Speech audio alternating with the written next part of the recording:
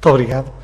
Eu começaria por agradecer à Faculdade de Direito e na pessoa do Dr. Eduardo Caldeira, portanto, a organização não só do seminário, como felicitá-lo, como também agradecer o convite que fez à NPC, naturalmente os digníssimos membros deste painel, e portanto, vou fazer uma breve apresentação, focando-me um pouco numa pequena agenda em que refere o contexto atual, digamos, da proteção civil.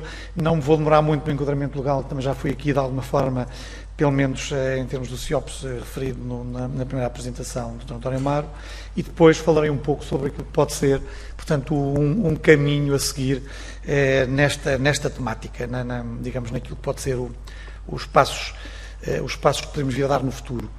Como já foi aqui referido, portanto, quando se fala em proteção civil, tipicamente nós, ou os cidadãos, digamos, pensam em resposta, quer dizer, seja pelo que sai nos jornais, seja pelo que sai na comunicação social, seja porque houve uma inundação, porque houve um incêndio, porque houve um sismo, porque houve uma derrocada, estamos sempre a falar no aconteceu alguma coisa, já aconteceu, e agora estamos na fase da resposta. Portanto, esta é um pouco a lógica a lógica, quer dizer, pelo menos é um pouco aquela noção de que as pessoas têm de que a proteção civil está muito vocacionada para a resposta.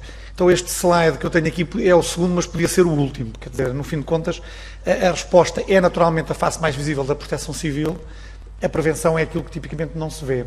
E que aqui, em termos da dimensão do iceberg, poderia representar também aquilo que já foi dito aqui noutros slides, poderia ser aquilo que de facto devia estar mais trabalhado e representava maior trabalho e maior esforço.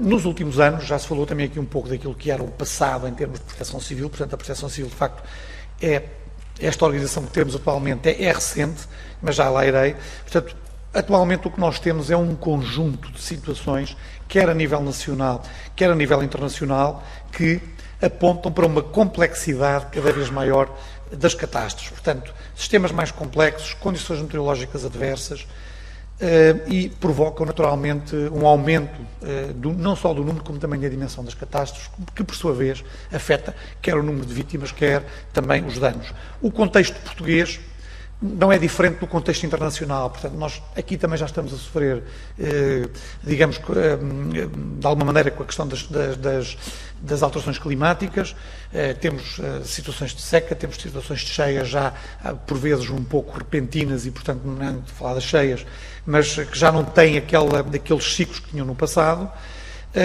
E temos, nomeadamente, outro tipo para além dos incêndios florestais, temos também acidentes tecnológicos e industriais. Ainda recentemente vimos a questão de Setúbal, da Península da Mitrena. Obviamente, os acidentes rodoviários, enfim, é uma outra realidade, mas que, infelizmente, ainda é daquelas situações, enfim, que mais vítimas, enfim, atinge em Portugal, não é? Que é um autêntico flagelo. Portanto, estas novas ameaças têm-se vindo a ver também que, de uma maneira geral, acabam por surpreender, por vezes, as próprias entidades em termos daquilo que é o planeamento. Vimos, por exemplo, a questão do famoso vulcão na Islândia, em que esteve prestes a provocar uma crise na Europa e a maior parte dos países, mesmo aqueles que, porventura, estão um pouco à frente de Portugal, não tinham planeado, nunca se tinham, digamos, preparado para uma situação destas. Portanto, o Japão, que é um país preparadíssimo, em 2011, muito recentemente, teve o chamado triplo acidente, não é? Sismo, tsunami e acidente nuclear, e, portanto, isto vem provar que, de facto, no fim de contas, provar que esta complexidade da resposta existe também um outro tipo de abordagem. E essa abordagem passa por aquilo que nós poderíamos, digamos, passa por uma questão de adaptação, ou seja, passa por aquilo que é a perspectiva da abordagem, pura e simplesmente à resposta. Nós já ouvimos também aqui falar hoje da questão dos incêndios florestais, que têm, digamos, uma apresentação anual, um conjunto de meios, um dispositivo específico para lhes dar a resposta, mas na realidade o que interessará futuramente, seja para esta área, seja para a área dos incêndios, seja para outra, é falar de planeamento estratégico e de adaptação à realidade. Portanto, esta adaptação, obviamente, pressupõe portanto, começar antes, não é? Começar um pouco atrás. E também esta complexidade também nos atira para alguns desafios.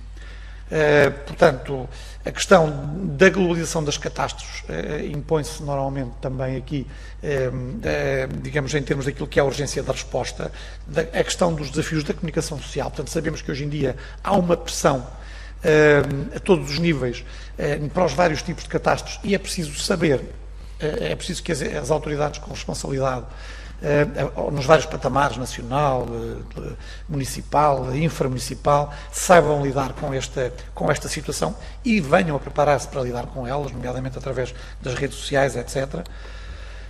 E também, obviamente, aquilo que já foi aqui referido. Portanto, há muitos atores envolvidos, não é só o Estado, é a sociedade civil, são as entidades privadas. Portanto, todos devem ser envolvidos naquilo que é, digamos,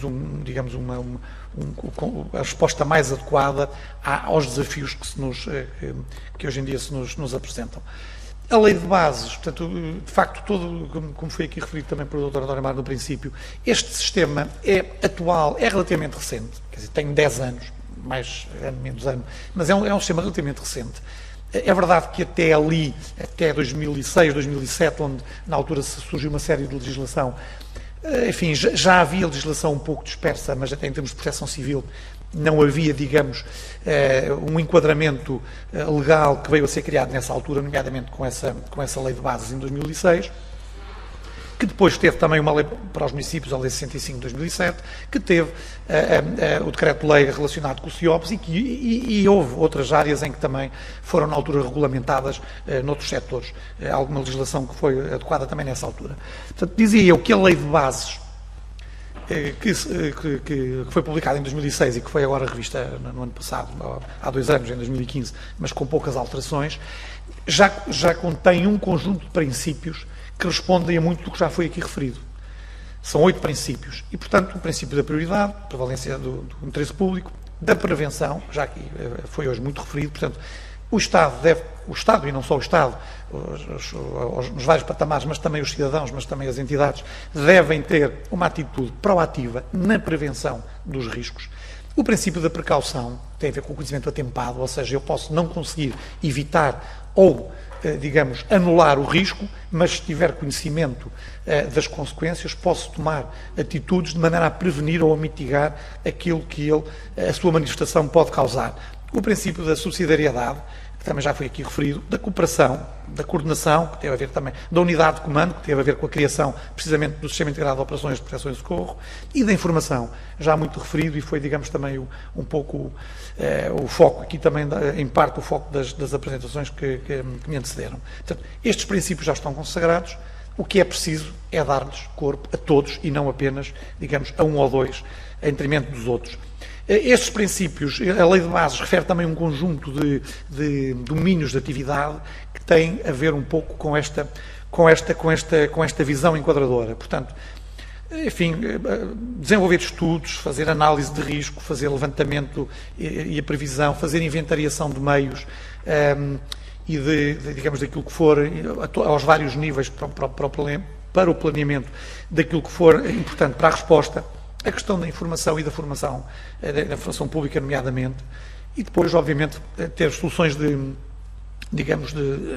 ao nível de planos de emergência, ter soluções de planeamento adequadas para a resposta quando for caso disso. Portanto, o enquadramento legal, quero eu dizer com estes 2 slides, sem entrar muito, digamos, no contexto da legislação atual, tem ferramentas genéricas, mas que nos permitem, digamos, atuar. O que é que nos diz também, digamos, a agenda internacional? Eu vou-me focar aqui, na maior parte do resto da apresentação, naquilo que, portanto, o quadro de Sendai é um quadro que surgiu em 2015, portanto, desde há muitos anos que as Nações Unidas tomaram também conta desta questão da Estratégia Internacional para a Redução do Risco de Catástrofes. Portanto, havia um quadro anterior, que era o quadro de Diogo, que teve um tempo de 10 anos, 2005 a 2015, e em 2015 surgiu um novo quadro de Sendai que digamos, tem uma perspectiva de atuação para os próximos 15 anos, portanto 2015, 2030. Este quadro de Sendai deixou de se preocupar tipicamente com a resposta às catástrofes e, sobretudo, estar muito focado nos países em desenvolvimento, ou, digamos, os países subdesenvolvidos, onde tipicamente havia mais necessidade de atuação, quer das Nações Unidas, quer de apoio dos países da comunidade internacional, mas para chegar a todos os países, fossem eles de que linha, fossem, digamos, desenvolvidos, etc. Portanto, todos eles acabam por manifestar problemas e vê-se hoje em dia que muitos desses países, basta pensar aqui na Europa e até nas inundações no centro da Europa, para se perceber que com grandes prejuízos económicos, que os problemas das grandes catástrofes também acontecem nos países desenvolvidos. Portanto, este quadro de Sendai foca-se, sobretudo, nestas componentes, em compreender os riscos, em reduzir os riscos através da promoção da resiliência, em fortalecer a governança dos riscos. Isto, obviamente, tem a ver não só com o patamar nacional, mas também com o patamar local, e em melhorar a preparação e reconstruir melhor. Esta melhoria da preparação tem, obviamente, aqui várias componentes, nomeadamente a componente, digamos, do Estado, mas também a componente do cidadão. 10 minutos. Muito bem. Isto, na prática, implica passar da gestão das ocorrências para a gestão do próprio risco. Portanto, há aqui uma alteração do paradigma que implica, portanto, centrar a gestão, não é? Não nas ocorrências, mas nos próprios riscos. E, na prática, também outra muito importante, que é definir metas quantitativas para monitorizar os resultados. Nós, de facto, para trabalharmos nesta área, temos que cada vez mais fazer aquilo que se faz noutras áreas de atividade, que é, enfim, trabalhar para alguns objetivos, nem que seja por períodos por intervalos de tempo um bocadinho, enfim, mais menores do que aqueles que gostaríamos de ter, mas pelo menos mensuráveis. Em termos de enquadramento institucional, para além da ferramenta, digamos, do quadro de Sendai, há outros quadros internacionais que também apontam para esta perspectiva de trabalhar na área mais preventiva.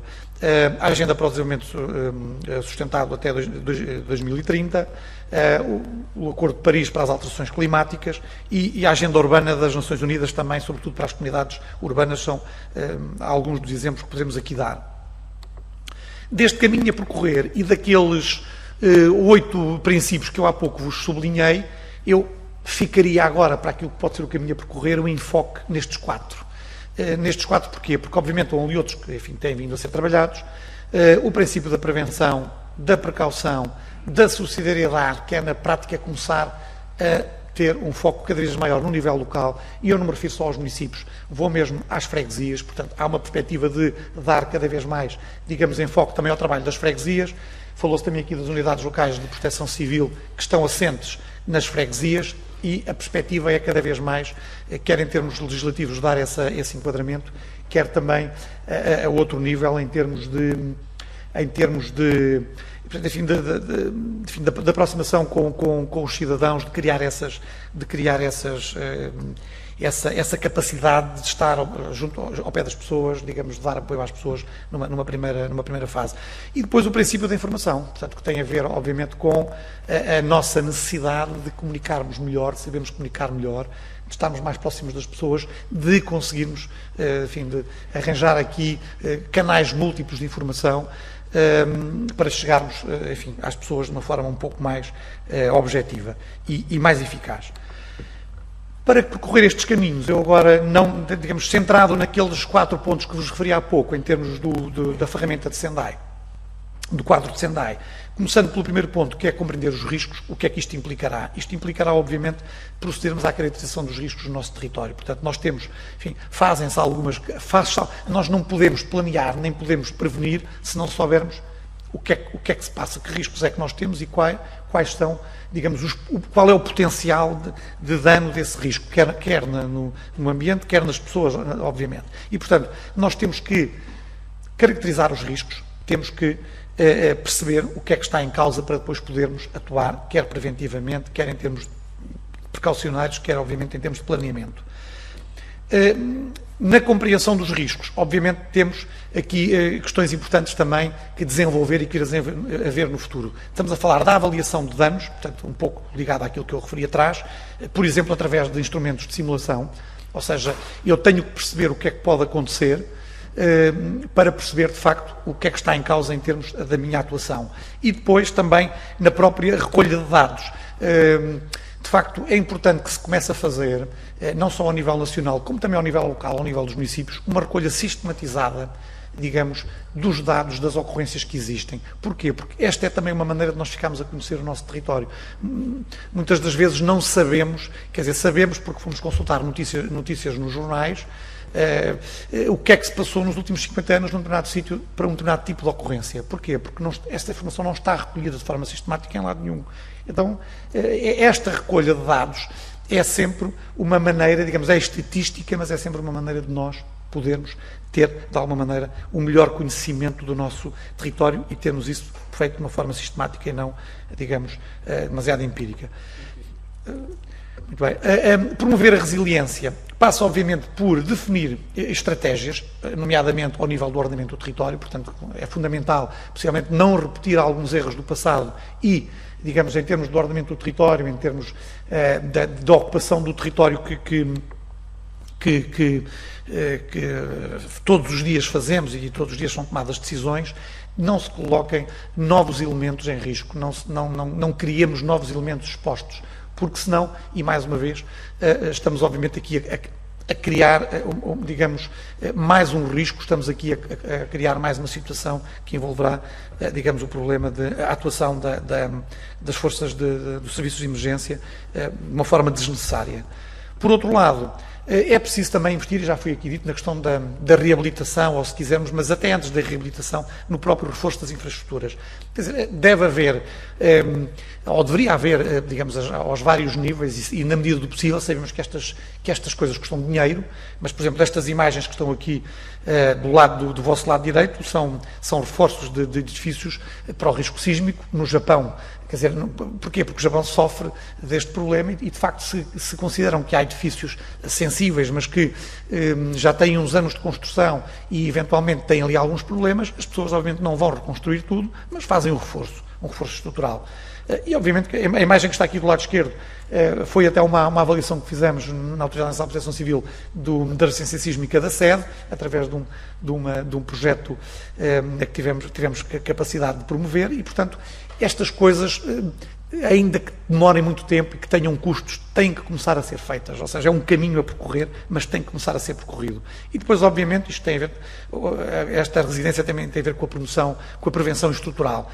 Há pouco dava-se aqui o exemplo daquela falta de cuidado que temos, por vezes, na limpeza do mato, por vezes, terrenos que são nossos à volta das nossas casas, mas também, e a outro nível, seja na limpeza dos rios, seja na estabilidade de vertentes, é preciso fazer esse trabalho preventivamente para que os acidentes não ocorram. Em termos da governança, enfim, haveria aqui também muito para dizer. Obviamente que isto implica o quê? Isto implica que ao nível, digamos, dos decisores, não só eles sozinhos, mas sobretudo juntamente com a sociedade civil, promovam plataformas, seja a plataforma nacional que existe, não teremos tempo para falar sobre ela, mas existe uma plataforma nacional para a redução do risco de catástrofes, que tem uma subcomissão que é muito participada e é aberta, tem universidades, tem entidades privadas, tem uma série de entidades que concorrem para a discussão e para a promoção de algumas boas práticas e para algumas atividades. É importante que essas plataformas, ou que essa plataforma nacional seja replicada para os municípios e que os municípios comecem a ter essas plataformas para as quais chamam as várias entidades que ali podem dar alguma ajuda, sejam as empresas, sejam as universidades que estão ali presentes, sejam outras. Tem que começar a discutir estratégias de planeamento a médio e longo prazo para esses municípios. E, portanto, é importante que essas entidades que estas plataformas comecem a ser criadas e que, de facto, os decisores políticos percebam a importância de envolver todos os atores de forma a conseguir encontrar as melhores soluções para o seu território.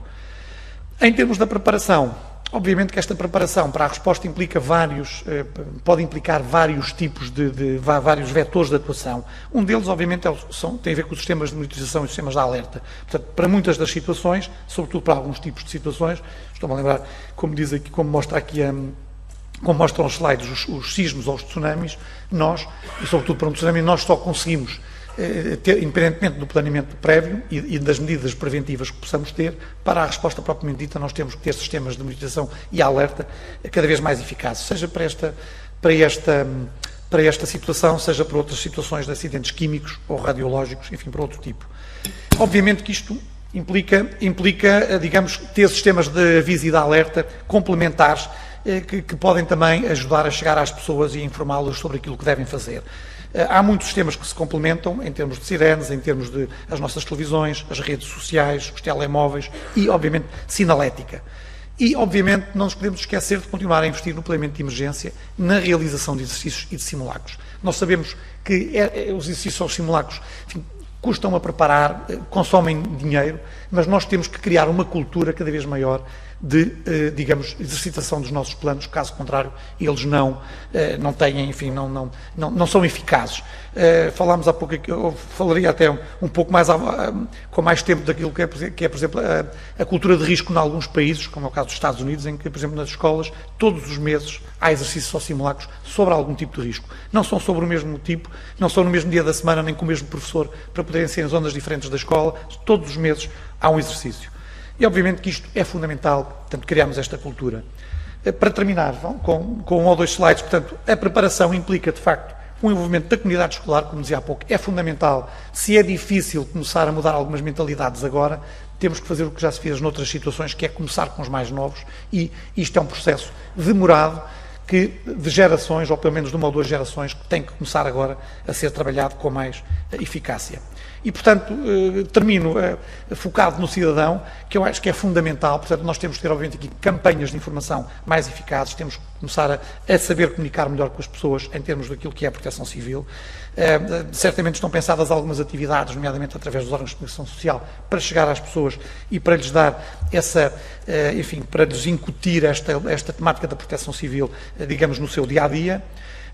E, portanto, o que se pretende é que, de facto, nós tenhamos comunidades que se saibam defender, como se dizia há pouco. Nós, no princípio, estamos sozinhos.